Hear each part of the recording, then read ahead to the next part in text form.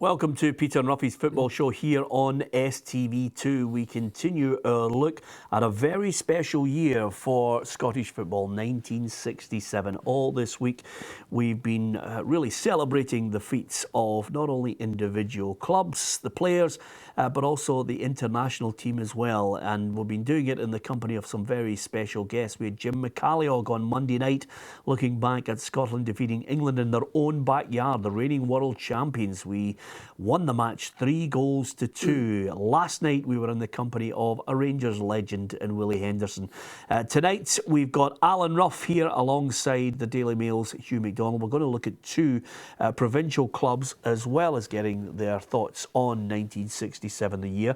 The provincial clubs I'm talking about are Kilmarnock and Dundee United, because not a lot of people will know that we were looking at the strength of other clubs reaching the latter stages of European competition as well, Ruffy, which was no mean feat. Yeah, I think in that era, I think every Scottish club seemed to be in Europe, obviously a wee bit before my time. You're talking about Hibs, Dunfermline, but in that particular year, obviously you just have to go into Rugby Park or go up to Dundee United, and the memories and the history are right round the walls. So it was a big time for Scottish teams. Yeah, big time for Scottish teams, and we were talking to Jim McCalliog, who also played in a European final, Hugh, when he was at Wolverhampton Wanderers, and you have Willie Henderson, who can brag about the fact that he was part of 61 when Rangers were reaching the Cup Winners' Cup final, and also in 67 as well. Yeah, I mean, Willie Henderson's pedigree is quite incredible, and includes, of course, winning at Wembley with 10 men. He played in these were the days before young people won't remember that if a player got injured, the best you could do was stick him out to outside left. But in this case, Eric Calder broke his leg, and about 10 men won at Wembley. I mean, that was the pedigree of Willie Henderson, a fabulous player. Yeah, but it was very strong domestically. When you look at we'll move on to Dundee United. Dundee United, of course, were the only domestic team to beat Celtic that season, and they did so twice, so they kind of rubbed it in. Beat them twice in the league that year, so they were a good, strong team. But the Scottish football was full of good, strong teams. I mean, only 7 years before, Dundee had got to a semi-final of a European Cup, another good team. So it was an era where we weren't too surprised about success in Europe. Yeah, and you were talking about two teams here in Dundee United and Kilmarnock, Ruffy. I mean, we're not exactly talking about somebody who's challenging for the title with Celtic and Rangers at the time. I mean, United finished 9th and Kilmarnock finished 7th in the old First Division. Yeah, I mean, that makes it even more amazing. I think if you look at present-day football, there's no way any team in that position in the league would be challenging anywhere. So all credit to them, for going to Europe and holding their own. Yeah, when you think about Dundee United now, there's the pain of missing out on the semi-final with Roma sticks in our minds, Hugh, and of course the misery of losing out in 1987 to Gothenburg when we all thought they were actually going to go on and win the tournament. It was a terrible time. But if you talk to any United fan, when you're talking about European football, they can still brag that they're able to beat Barcelona and beat them home and away. Yeah, I think I think they've never been beaten by Barcelona, but they've got Barcelona's number, which is an astonishing wee start for them. But again, it goes back to in '67. I was a schoolboy then, but I was going to a lot of football, and every team would have a really strong 2 or 3 individuals in their team. Every team was, would have somebody, a talisman that they could hold on to. I mean, Big Dougie Smith was a centre half in 1967 with Dundee United, and he was, you can only talk in cliches, but he was a real colossus for that team. But they had good players, going forward as well. Good manager in Jerry Kerr, who's now had a stand named after him as well. So it was indicative of the depth of Scottish football. There was really good teams in Scottish football at that time. Yeah, I mean, the programme itself, Ruffy, this is what I remember as a boy. If you've got a special game, you just hope you've got that programme and you've got it signed by some special players. Then you're on to a few quid. Is that a fair comment? Yeah, I would say so. I think the souvenir programme people have these programmes high up, you know, and I know that it's good hanging on to them, but a lot of them don't like them to be sold. You know, they like to keep the memory of what's in that programme, and they can read it whenever they like. Yeah, and with that in mind, when I'm just looking at that programme there, the Fairs Cities Cup was the precursor for the UEFA Cup. It's not some, you know, Mickey Mouse tournament. No, it would in many ways people would always, when there was 3 tournaments and you know, roughly the European Cup, which is now the Champions League, the European Cup Winners' Cup, which is no longer extant, and the Europa League, which people would call, you know, the UEFA Cup. At that time, everybody thought that you know, Fair Cities was the second strongest because some poor teams could get into the Cup Winners' Cup, just win it, you know, win their domestic cup, you know, luckily maybe. But the Fair Cities Cup was based on Leeds performances, and there was very strong teams. And I mean, the Leeds United team that won, you know, in 1967 that beat Kilmarnock. I mean, they were a team that underachieved in many ways, but they were how that team didn't win a European Cup, God only knows. I mean, because they were a really fine side, and even in '67, although they got stronger as the years progressed. Yeah, it's hard to believe this, but when you actually mention it, you know, you have to think twice and then maybe take a step back.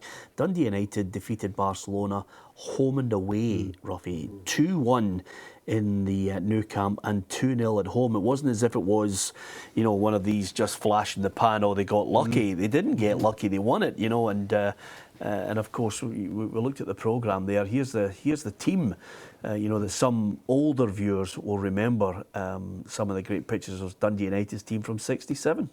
Yeah, incredible, you know, the players there. And I think we keep talking about players, you know, and a lot of them at that time, although they were club players, a lot of them were international players as well. And they had foreigners, believe it or not, you know, and they were just coming into the game as well. And they added a lot to Dundee United as well. Yeah, Dundee United over here profited. Hal Stewart, of course, at Morton was the innovator. He brought a lot of Scandinavians to Morton. I can remember as a kid how shocking that was, all the, you know, like having Scandinavian players, how exotic it was.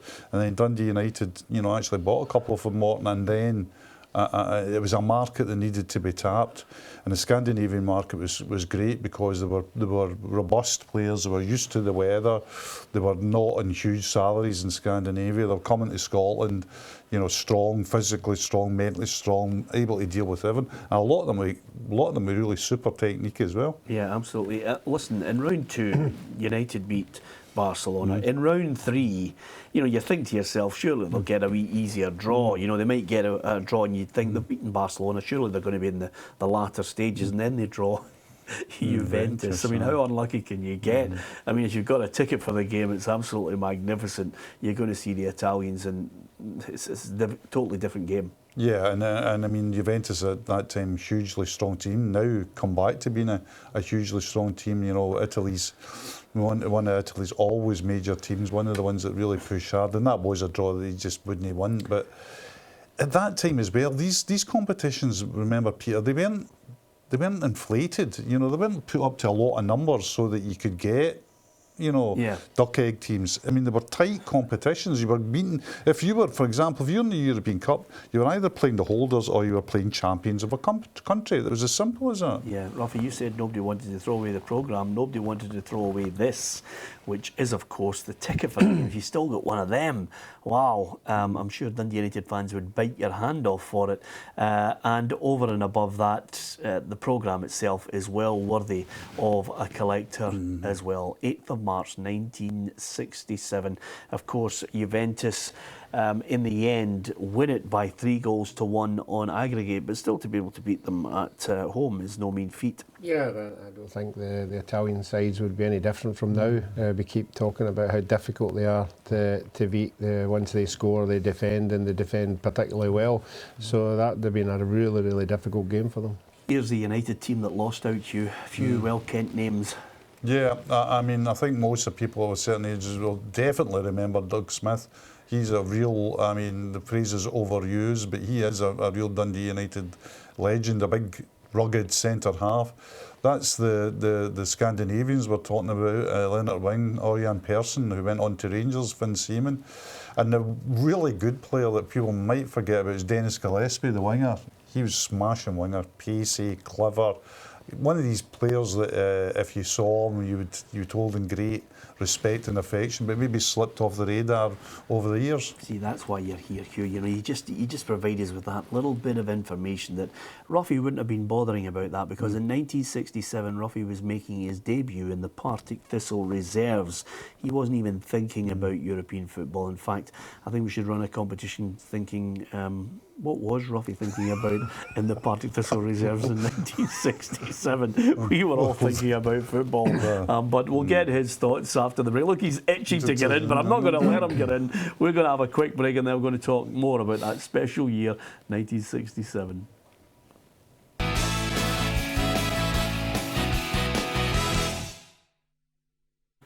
Welcome back to Peter and Ruffy's football show. All this week, it's the special year of 1967. We're looking back at some of the achievements of players, teams in a year when it's fair to say that Scotland was high up in European competition. And of course, we did manage to beat the world champions, England, on their own turf, 3-2. It was absolutely magical.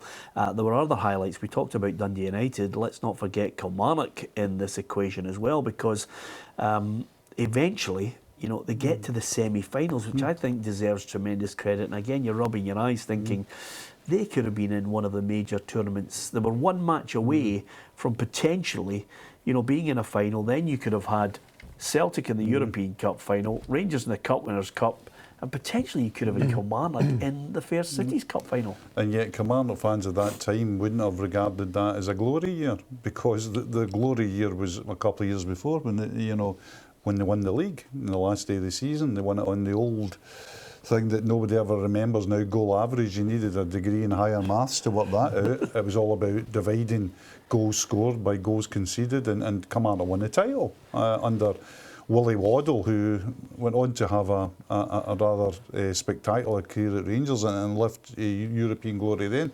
Kilmarnock were a strong team at the time, a strong contender for titles, a strong contender for cups. They never probably got the return that they deserved, but again, it wouldn't have been a shock for Kilmarnock supporters at that time to play Leeds and look at Leeds coming up and saying, you know, we've got a chance here. As it happens, they come up against a Leeds team which again has no pedigree. It was built on the Don Revie. It was built basically on the back of Don Revie. He took them from the second division right through, and he got some smashing players. But if you look at that 67 Leeds team, it had the core of a team that went on to European finals, but not the core of a team that went on to win English leagues. And of course, I had the World Cup winner at centre half. Yeah, it's a good point you make. I mean, here is the famed match programme, Ruffy, from that. I mean, that's fantastic. See when you get present day footballers complaining about the state of the park. Have a look at that park. Yeah, it doesn't look as if it's in the best of condition. It looks like Ruffy scrambling across the goal as well. Yeah, absolutely. I don't want to in any way be derogatory towards modern day footballers, but usually on a pitch of that standard there, Ruffy, most of the guys had a good touch. You were working at your skill, your technical ability. Yeah, I don't ever remember anybody in the 80s coming off blaming the park, for a result or anything. You just went, they knew that was the circumstances were, and they just went and got on with it. Am I being overly nostalgic about that, Hugh? Because, I genuinely...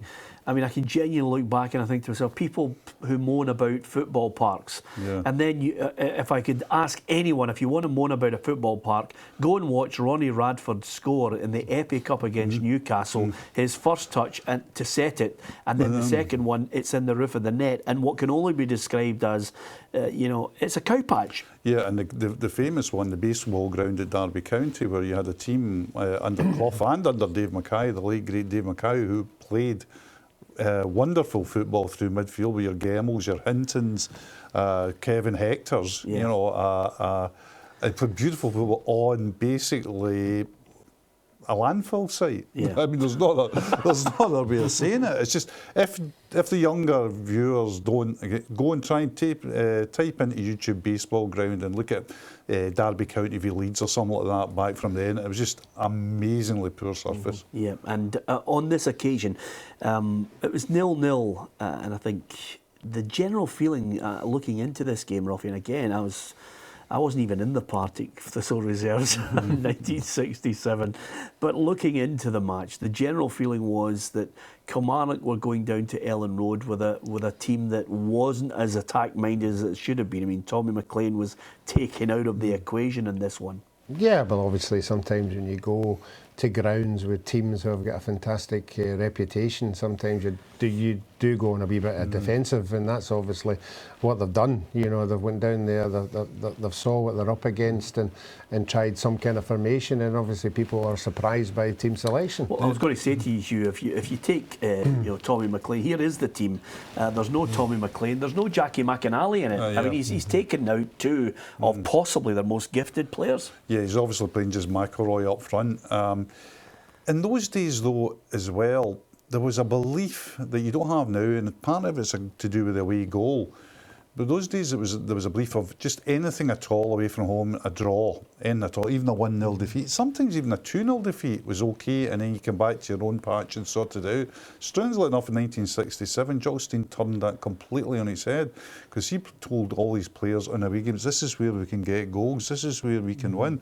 And the only time we went against that was in Prague, when they played Dukla in the semi-finals. Played Chalmers alone up front, and he told the players, no, get behind the ball.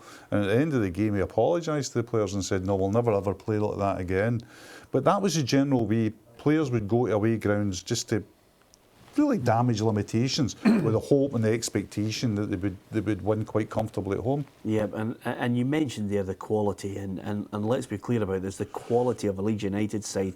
If this is 1967, remember, this is a side that would be tweaked by Don Revie and go to the semi-finals of the European Cup in 1970. So Sprake, Rainey, Bell, Bremner, Madeley, Hunter, O'Grady, Lorimer, Belfit, Giles and Eddie Gray.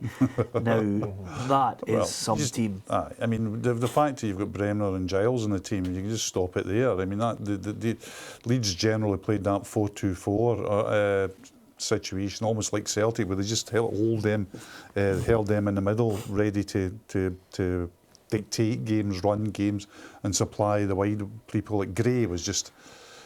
Eddie Gray was an astonishing player that got very severely injured at 15 and ended up having a fantastic career playing with injury. He played with a bad left leg all his life. And again, to the younger viewer, you know, type in YouTube Eddie Gray Southampton, I think it was, or maybe Burnley, and you see one of the great goals ever scored. He was fantastic. Lorimer on the other side, of course, was hugely dynamic. He was a player that was direct, but has, by the common consent of any footballer around the time, and here's when Ruffy can come in with his specialist knowledge. Hardest shot you've ever faced? Peter Lorimer, yeah, it was timed. I remember they got 3 or 4 players together, and Peter had timed the fastest shot. Was it 100 miles an hour, Ruffy, at that I'd be guessing. It was. What did you hold it, or did you just tip them over, Ruffy? No, you just watched it. Yeah. Did you not save it with your face, Ruffy, at one point? I was there. I kept that for big games. I mean, I look at that side, Ruffy. Would you have played with any of them? Yeah, well, you might tell me if they'd be Eddie, but I'm saying that team wasn't far away for the Celtic game at Hampden. 3 years on, and I remember that night, and they came to Hampden as unbeatables, you know, because of the players they had. So it just showed you the nucleus of that team were still hanging about 3 years later. So there must have been a powerful outfit when Kilmarnock got them. Yeah, and Kilmarnock, of course, we mentioned the fact that they didn't. They left out players. They had, good players. Like Frank Beattie was a stalwart for Kilmarnock and well remembered by the Kelly fans. Yeah, I mean, Frank Beattie was a great big left fullback. Very, broke his leg badly, which hampered his career. He went on to be a top coach, and he even also, thinking back to me, he was on to be a newsagent in Cambusbarn. I used to buy my papers at Frank's newsagents in Cambusbarn. Lovely man. Great footballer. But again, the depth and the span of footballers in those eras was... I mean, Frank wouldn't have got a sniff, I don't think, of a Scotland camp. Maybe he played for the league team, you used to have Scottish league team, league selects. But absolutely fabulous player. But at left back, he would be up against, for example, right off the top of your head, be up against Davy Provan of Rangers and Tommy Gemmell of Celtic. So not much chance of getting a game there. Yeah, I have to tell you though, Ruffy, I mean, If you're looking back at games and individual players, it's very rare you get the insight that Hugh's delivering to us. Eventually, I'd go to his paper shop. I mean, that's quality stuff, isn't it? That's punditry at its best. He knows every injury. No. He knows when you've got a leg break. He knows when this happens. So these things, the Eddie Gray one is top drawer. Yes. Because Eddie Gray was a brilliant player. Gray was fantastic, but that is the I mean, you and I have got the honour of being in the Hall of Fame committee, and one of the great moments in my life was sitting there when Eddie Gray a couple of years came over and thanked us all individually for allowing him entry to the Hall of Fame, and then I just turned around and said, well, I watched one of the great Eddie Gray games. Another one was the 1970 Cup final on a cow patch at Wembley. The Horse of the Year show had been held at Wembley. They were playing Chelsea, and he killed David Webber, and he absolutely just. But it was the old style winger, who would come up to you and just give you a shimmy and you're gone. And powerful, a big man. He could score with shots and all. A real player. Yeah, absolutely. And in the end, Leeds United won that match by 4-2. Great to hear that tale about Eddie Gray being voted into the Hall of Fame. We held off for as long as we could on that committee, but eventually we had to let Ruffy into the Hall of Fame. He moaned his face off until he eventually was inducted in there as well. 3 Hall of Fames for Ruffy now, and he's still hoping for another one. We'll have a quick break and we'll have more tales from 1967 here on The Football Show.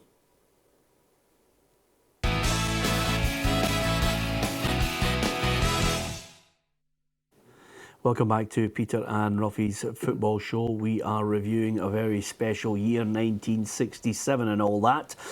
We've had some very special guests on, of course. I think more than a few people would raise an eyebrow at the first 2 parts of the show, Ruffy, because Kilmarnock and Dundee United in the Fairs Cup is one thing. But of course, it was great listening to Jim McCalliog. He played in a team that defeated England in their own backyard, Hugh. Yep, and a very strong team as well. They had Law, Baxter, Bremner, John Gregg in it, Ronnie Simpson in goal, Bobby Lennox. A real good team. Jim was I think it was actually his debut. Yeah, it was. And he was a surprise selection and did well, scored. Then to be in a scoreline of beating the world champions and your fellow scorers, I think Bobby Lennox and Dennis Law, that's not a bad scrapbook, that, is it? Yeah, I was going to say to you, because if you're talking about people that come on the programme, I think it's amazing that, you're talking about Jim McCalliog saying, I was able to play with my hero, and he scores on the day, and he said that the greatest moment for him probably wasn't the goal, it was the fact that Dennis Law was coming up and cuddling him. Yeah, we sit on the show a year wondering why we're not successful and why young kids aren't getting in the first team, and it's a big debate. And there's 2 guys were within. Jim McCalliog, 20, playing at Wembley against England, and Willie Henderson, 18. They're good enough to get into Scotland's side, so they must have been doing something right then. Yeah, well, you're underselling yourself, Robbie, because were you not in the first team at Thistle when you were 17? I was 17, man. I never played my first I was in the under-23s, but I would never made my first cap till I was 26. Yeah. And there's a big difference between 18 and 20, and just that, and they think that these 2 were good enough to go into a Scotland team at that age down at Wembley. It's a fantastic. When they came out, I was absolutely stunned when Willie told us he was 18. Yeah, and at that time, you would probably have had a good shout for a number of people saying, well, wait a minute, you could fill the Scotland side with Celtic and Rangers players. Well, there was more than a shout in that. There was screaming and shouting and abuse about it, because at that time, people of my age will remember, there was a debate that was called the Anglos debate. They called people that played for English club Anglos, and there was a very strong movement in Scotland just to have no Anglos at all. If you went and played for Manchester United and Liverpool and Leeds or whatever, right, that's you, finish with the Scotland team. We've got plenty of players up here. We can do without the Dennis Laws. Yeah. We can do about Jim Baxter going to Sunderland. We can do. I mean, seriously, that was the level, and it was a very strong debate at the time. Is that right? I mean, I'd love to have been a fly in the wall, Ruffy, when they're saying, I think we should leave Dennis Law out of the side. I mean, let's just leave one of our truly world-class players out of the team. I mean, we hung on to Dennis Law to 74. Dennis, I don't know what age he was when he played against Zaire, but he was at his prime, but he still fit as a fiddle. I think he might have been 33, 34. Something like that, scoring goals for fun. But as you were saying there, just at my early stage, most of the Scotland squads were full of Rangers and Celtic players. You know, and the team was maybe 6-4 and the goalkeeper for somewhere else, and that's the way it was. You know, because the two of them were so successful and playing at a high level, playing in European games, they were the ones that get picked for Scotland. Remember that time from 67, say through to the qualification 74.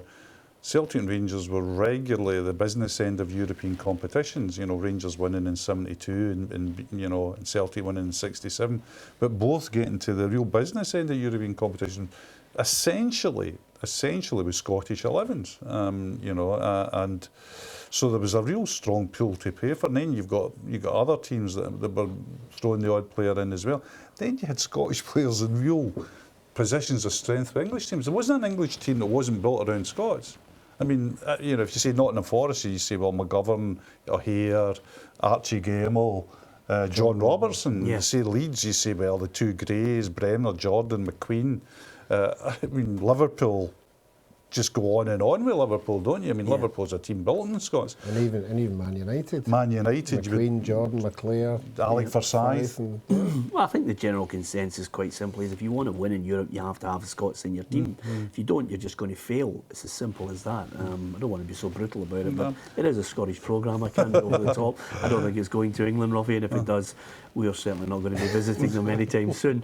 Just on that point, you know, we talked about Jim McCallagh. He was 20. The one thing that he did mention that I thought I would get your thoughts on, interestingly enough, when we talked about Dundee United, Jerry Kerr and Malcolm MacDonald, the manager of Kilmarnock, Jock Stein, I think, might be slightly different. But Willie Henderson mentioned it, Jim McCallagh mentioned it. There wasn't a great emphasis on tactics. No. It reminded me of Ruffy as the manager of Glenafton. Come on, boys. Let's go out there and enjoy ourselves. You know, if you've got good players, you can go out there and do something. Am I oversimplifying No, it? you're right. You know, if you know the players that you've got sitting in there, a lot of the time you can have leaders, captains, you know, in an international side, and you're just looking about and where they are and where they've been. And sometimes you can be brief. I think there is some tactics don't have to come into it at some stage, but not dwelling half an hour in it. You know, just say this is how they play, this is our dangerous players, this is our strength, their weaknesses, and then you just go on and enjoy yourself. Because I think way back then, what I noticed most of all was the enjoyment bit. If you don't go out there and enjoy yourself, if you're so tense and keyed up, then you're not going to play to the best of your ability. Yeah, am I overstretching it in suggesting that had Sir Alex Ferguson been the manager who'd been transported in a DeLorean back to 1967, would he have literally ran across the pitch and said to Baxter, "What are you doing?" He would be, I mean, as a person, he was never into, that could be seen as disrespecting opposition, and he wouldn't be into that. He would also be a manager, I would think, that was about killing games off. You know, he would always say, you know, one goal or two goals isn't enough. Let's press home our advantage here. But I think in another respect, and this is only speculation, but I think in another respect he would have been quite loose about the tactics, because Ferguson was always a great man for setting his team up in certain ways, but he's more about the tempo of the way the teams plays, and he let people have a responsibility within the team to do more or less, well, they've got to do the basic things like mark and track back, but he let his teams flow, and he was all about tempo, all about aggression, proper aggression, attacking football. So he wouldn't have been the Mourinho, you know, counting a bit of grass that you've got to stand there when the ball breaks down, etc. I got a clipper in the ear for Jock Stein. We played Northern Ireland, in Northern Ireland in a World Cup qualifier, and it was nothing each with a minute to go.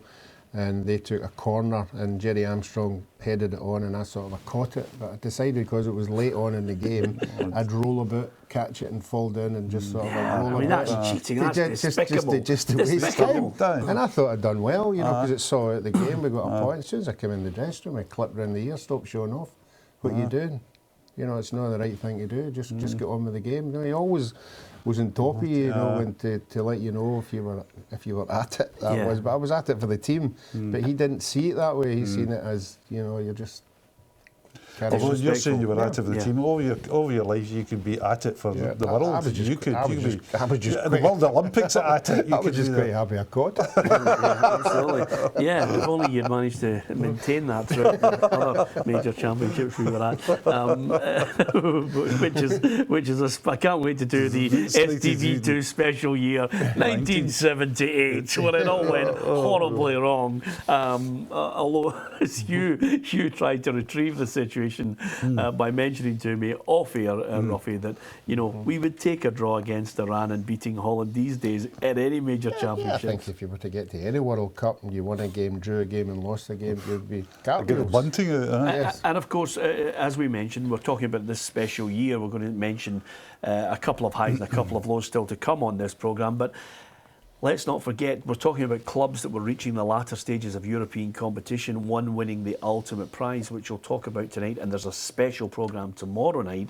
But this is a Scotland side that were able to go and beat the world champions. They were on a 19-game unbeaten run. We were waxing lyrical with Jim McCalliog about it. This was no mean feat to defeat an England side that had one of my favourite England players in Bobby Moore. Oh yeah, and it was a smashing team.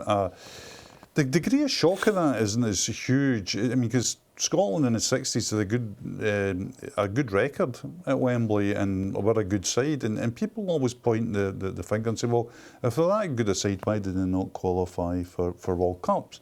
But the problem was, in those days, you just one team qualified for a group from a group. And Scotland, for the 62 World Cup, were in the same group as Czechoslovakia and had to go to a playoff with them. Narrowly lost the playoff with an injury-ravaged side, people like St John out. And then, of course, Czechoslovakia won, went on to the World Cup and ended up just being beaten by Brazil in the final. Yeah. 66, the team it beats is Italy. And they beat us because we beat them at Hampden, they beat us over there, of course, but narrowly lose out there. You're not getting a second place, you're not getting a best loser playoff. Yeah. You're just in your group, and if you don't get out of your group, that's it. So it was very, very difficult to qualify for major tournaments, and that is why, that's a simple answer why those great teams didn't quite do it. I'm so glad you've put my mind at rest. We're now in a situation where I think they might need to double the people qualifying for World Cups before we make it. I don't want to paint a bad picture on it because we are enjoying a special year. The year is 1967. We've been looking at Rangers reaching the Cup Winners' Cup final, Scotland defeating England by 3-2 at Wembley, and we've also been talking about the feats of Dundee United and Kilmarnock. We'll get Hugh's thoughts on the triumph, Lisbon 67, after this break.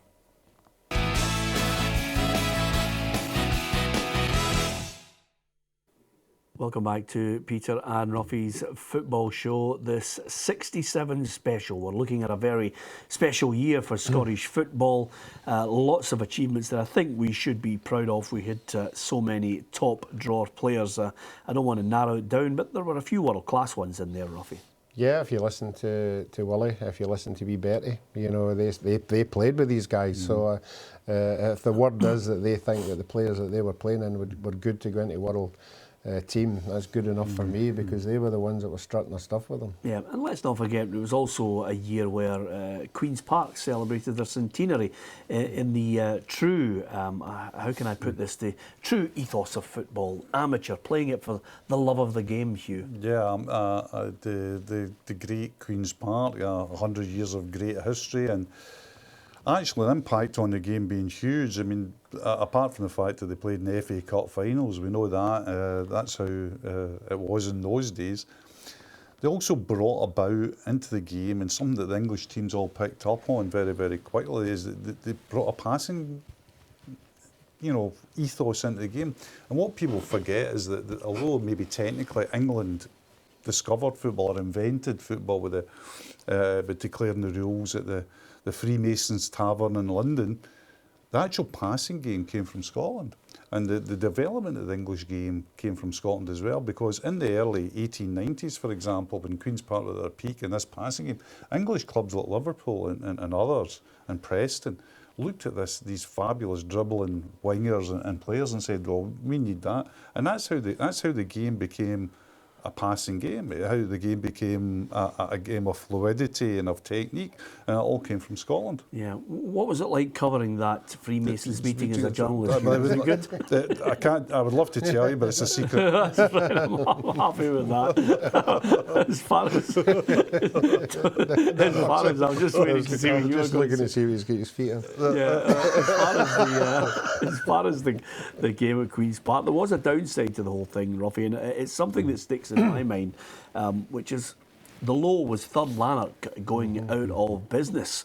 And again, Cathkin Park, I mean, they're talking about resurrecting it, which I think is fantastic. I mean, a bit of nostalgia attached to it. Yeah, I can't believe that we're still hanging on to it. I mean, I haven't been down, but I still believe the nucleus of the park is there, obviously, with woodland round about it, and people are now thinking about resurrecting it, maybe through the juniors or the amateurs, like what Clydebank are doing, and trying to get back to where they were. But again, I'm only going with what I read. It was just before me, but it seemed to me one guy who just pulled it on and all down. You know, the owner of the club through. Obviously, you hear all the stories, but the people who were actually there at the time will know that this one guy controlled the whole situation. He just decided, right, that's it, we're closing it down. And there is a real push to recreate them. I was at a dinner a couple of weeks ago, a third Lanark dinner, and very impressed with the people behind it, Pat McGeady and others who are really. And not just making it a club, but to bring it back into the community. There's a real feeling in that side of the south side that there's not enough community facilities there, not enough for the kids to do. And they think this great resource of Cathkin Park should be opened up, should be made available to kids coming through, and get that grassroots football that we keep talking about. Get that again on the go on the south side and at Third Lanark. And I'm all behind it because, as I say, I was at that dinner and you could not be anything but impressed by not only their enthusiasm but the integrity of the people that were there as well. Yeah, I'm all for clubs, in the community. I'm all for people who want to, if they want to bring Third Lanark back, 100% behind it. I'm not too sure at the top level in the professional game I think we've got too many clubs, and I think that's fine in in the 60s when there wasn't too much to distract the viewing public. They would go out and watch football in great numbers. But yeah, well, I mean, we talked in the first part of the programme about, for example, Kilmarnock. And one of the great things about Kilmarnock, I can remember is Kilmarnock, in 67, 68, 69, going down there to watch football, 12, 13, 14-year-old, and it was... Rugby Park was a real great place to go. It was a very distinctive place, with the braiding on the stand. Yeah. It was a wee trip out, and it was always packed. And nowadays you go to Rugby Park, even when Rangers or Celtic are playing there, and there's 4,000, 5,000 tops. So yeah, you're right. I mean, there's the appetite is not there for the real top class or the elite level of football. But I think there's a great place for people, like Third Lanark, opening up and getting to the level that they're comfortable with, the level where they're competitive, where they're enjoying it, where kids can come through. I've thoroughly enjoyed the programmes last night and on Monday on reflecting on 67. We talk about some of the highs and the lows. The ultimate high has to be, Hugh, Lisbon 67 for a number of people. If anything, there's a certain amount of sympathy for the full year of the Lisbon Lions who are still with us, having to go round countless functions. I mean, they've put the miles in, and the ultimate will be the 25th of May when they have the big celebration tomorrow night at the Hydro. It is a special time and something that I don't think any of us will ever witness again. 11 Scottish boys in the team. I don't think so. I think it was kind of absurd at the time, and now it's really off the radar as far as preposterous now. As you say, the thing about it is the Lions, they've remained, look at all this thing, they remain so humble and so willing to engage with people. I was at Celtic Park today, and they were going to a Lord Provost reception, and punters outside were sort of bumping into them, and they were just like, I don't want to be patronising, it was just ordinary people just going up and tarting away, a real sense of, real legends in that sense, I think, and I don't think we'll ever see it again. And I think there's a real poignancy about this year, because the next big anniversary, who knows where we'll be as to even a 60th anniversary of Lions. is 10 years down the line. Even the youngest will be in their early early 80s then. Yeah. You know, so you're looking at the end game in that research or that positions, which I think adds a bit of a real poignancy to it. It wouldn't matter even though it was the 80s and there wasn't any of them still here. They would still be remembered. Oh, they would still. The names would still be. Yeah. It's an immortal stage that you're at that it makes it so incredible. Yeah, I think picking up on that point, Ruffy, Willie Henderson said that maybe he was earning 4 times what the common man on the street would have been earning. So, you know, he counted himself as very lucky. The Lisbon Lions also come into that category. They were not living in a completely different wage scale that they could, you know, they could earn a good living, but there wasn't a huge gap where suddenly you wouldn't, you know, you'd be lucky to be within 10 miles of anybody who was a working class man. No, I think, again, I keep saying it, even in my era, you know, that you were only privileged that you could play. You think of all your pals who you used to play with, and they never made it. So these guys are now playing in European Cup finals, which is absolutely incredible. And then rumour has it that even when they got back for that game, Big Billy had to go in and fight for the bonus. So they weren't really interested in the bonus. No, now everything would be done in black and white. They went into that game trusting the club that they would give them a bonus if they won. They weren't even interested in the money. They just wanted to go and play football and win the game. Yeah, and I started at the top of the programme mentioning that, you know, maybe a lot of the stories we've had, there wasn't a greater emphasis on, you know, tactics. But I think there was more to Steen. I think man management, I think preparation, I think an understanding. The fact that he and Willie Waddle had gone, you know, a couple of years earlier to actually look at Helenio Herrera's tactics and the way that Inter Milan played tells you everything you need to know about his preparation. Yeah, Steen was very much tactical. He would make light of it. If there was ever questions about it, say, oh, that day, just we think he was brilliant, or oh, Bobby played really well that day. But the tactics were really, I mean, one of the things, just briefly, is the way he played his fullbacks. His fullbacks were really far up the park. I mean, that wasn't the case in days gone by. He didn't play with fullbacks starting position on the halfway line. The 2 goals are created by fullbacks. I mean, Jim Craig was in the area when he makes the cut back for the equaliser. You know, Gemmell's jinking up the left-hand side before he takes the ball back to Murdoch. So, yeah, I mean, tactics were absolutely essential to everything Steen did, and so was technique. He improved the technique of the player, and interestingly as well, improved them physically. Celtic were the fittest team on the park at Lisbon by some distance. Yeah, it was an unbelievable year. Memorable for many people and memorable in an international scene when Scotland could go and beat the world champions by 3-2 as well. Our special programmes in 67 continue, and tomorrow, 25th of May, we will be on giving you a little insight into Bertie Auld and Jim Craig's recollections of Lisbon 67.